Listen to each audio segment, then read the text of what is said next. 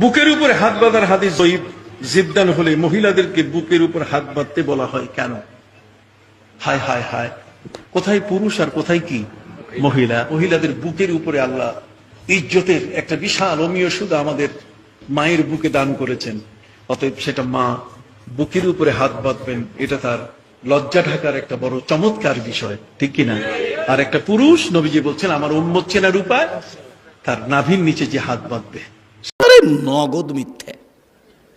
হাত উঠিয়ে ডান হাতকে বাম হাতের কবজির উপরে রাখতে হবে।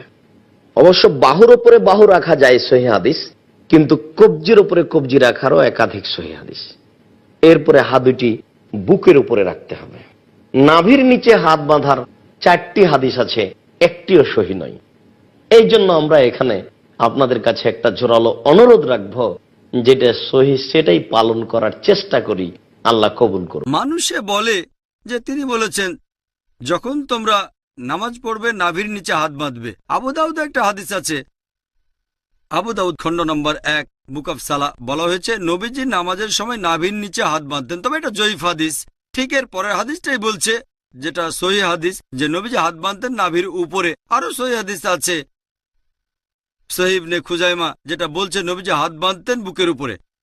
সহিহ হাদিস যখন বলছে নবীজি বুকের উপর হাত বাঁধতেন, নাভির নিচের হাদিসটা জয়ীফ।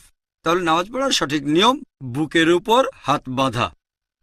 তার মানে এই না যে ইমাম শাফির সব কথা ঠিক অথবা ইমাম আবু হানিফা, তারা দুজনেই শান্তিতে থাকুন, তিনি ভুল। এরা সবাই বিখ্যাত বিশেষজ্ঞ, তাদের শ্রদ্ধা করি, তারা মহান আলেম। তবে আমরা বুঝতে পারছি না যে সেই সময়ে সব হাদিসই লিপিবদ্ধ হয়নি। আমাদের নবীজির জীবদ্দশায় কোরআন লিপিবদ্ধ হয়েছিল, এটা নিয়ে কোনো সন্দেহ নেই, নবীজির নিজস্ব তত্ত্বাবধানে। তবে হাদিস লিপিবদ্ধ করা হয়েছে নবীজির ইন্তেকালের 50 বছর পর, 100 বছর পর বা 150 বছর পরে। এই বিশেষজ্ঞগণ অনেক আগে এসেছেন, আর যেহেতু তাদের কাছে সবগুলো সহিহ হাদিস ছিল না, তারা তখন যে ফতোয়া দিয়েছেন সেগুলো তাদের তখনকার জ্ঞানের ভিত্তিতে।